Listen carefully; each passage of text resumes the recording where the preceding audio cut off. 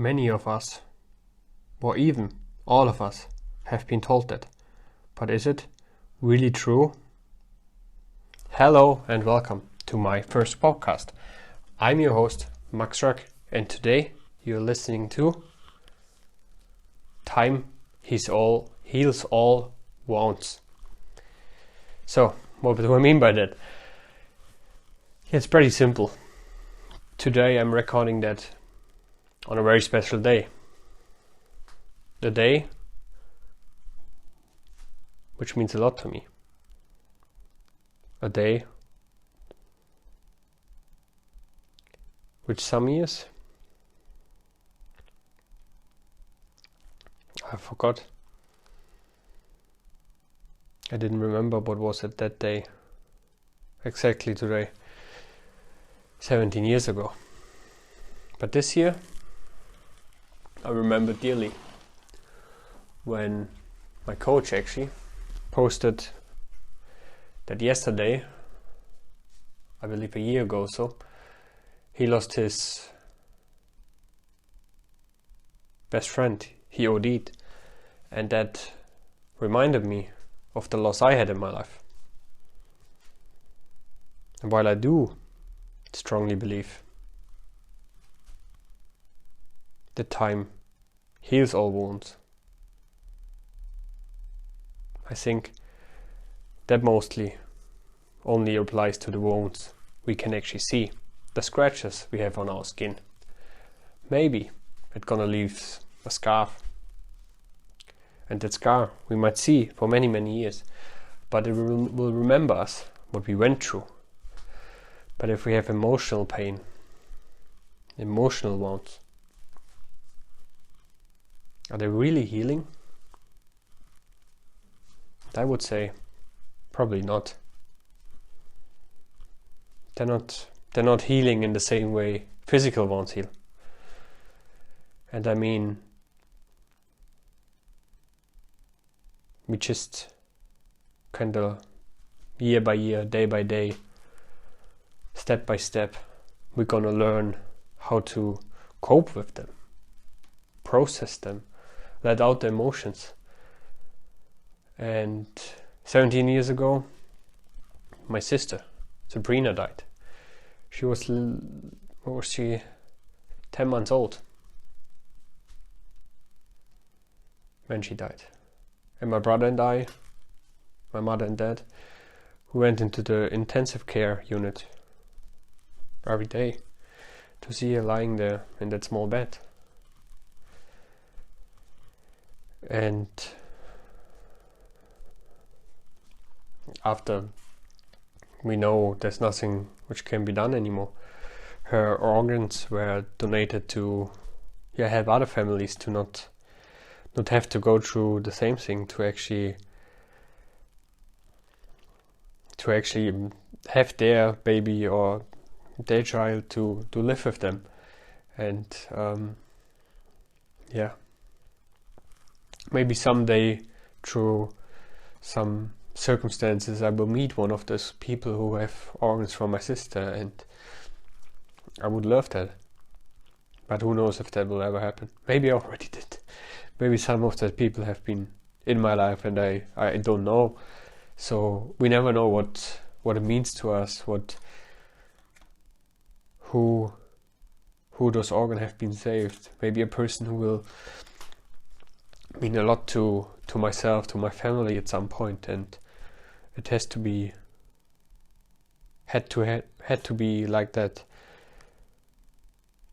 And now, today, I appreciate the time I had with her.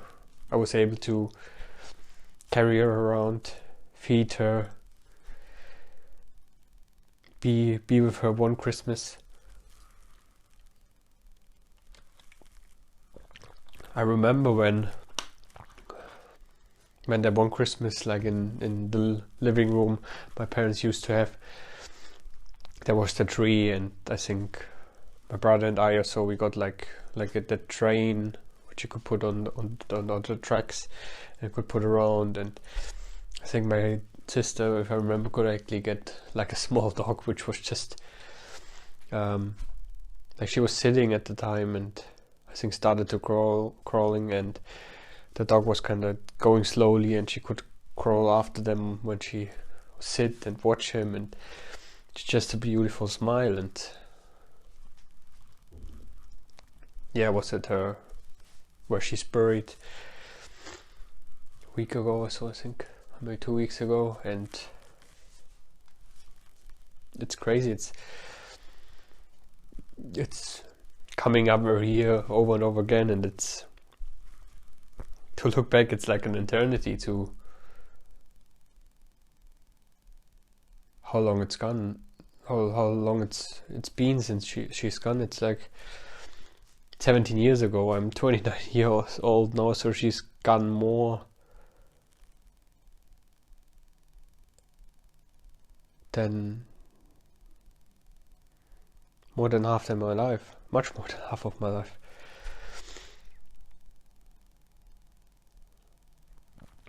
But who knows, if that wouldn't have happened, I would have 2 other beautiful sisters. I'm very grateful to have them, and they're amazing, and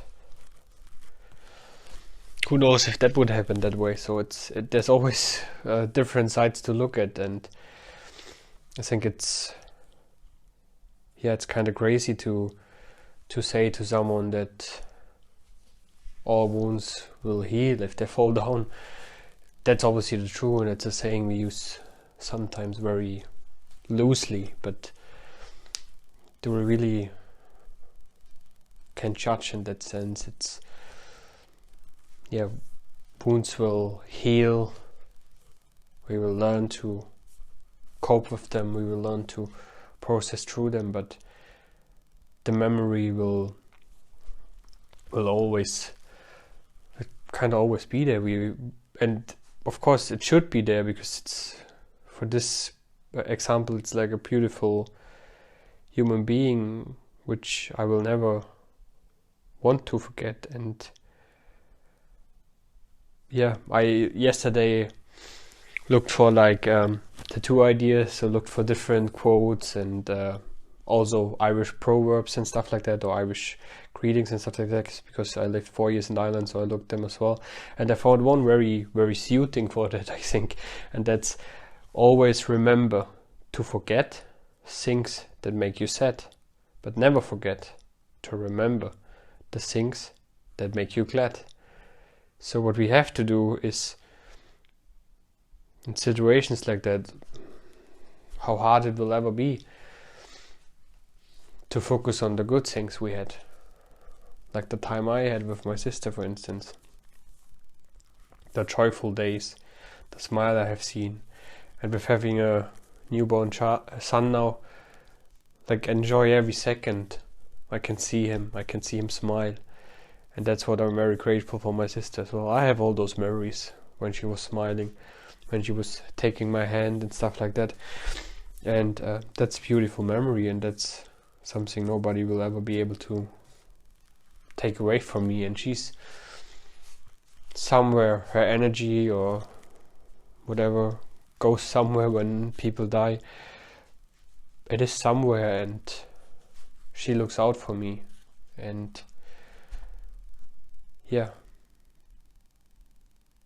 we had baby photographs done a couple of weeks ago with us and obviously our son, and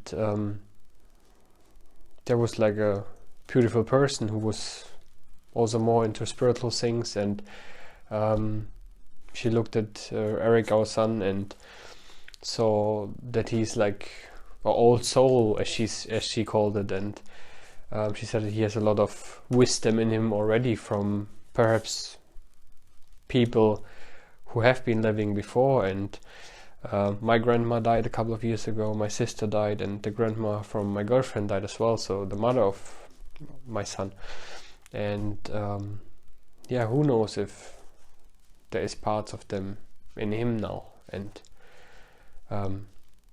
growing up, giving us all the joy we needed to push him forward, to be able to live the life he wanted. So no matter what happens to to our lives, there's always something to strive forward, and every day is a gift. And if we appreciate and search for the little things, the things we can be grateful for, instead of for the things we are unhappy with, then our days will be amazing.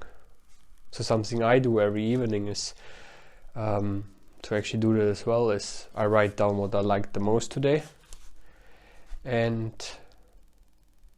I write down what I learned today, and I write down what I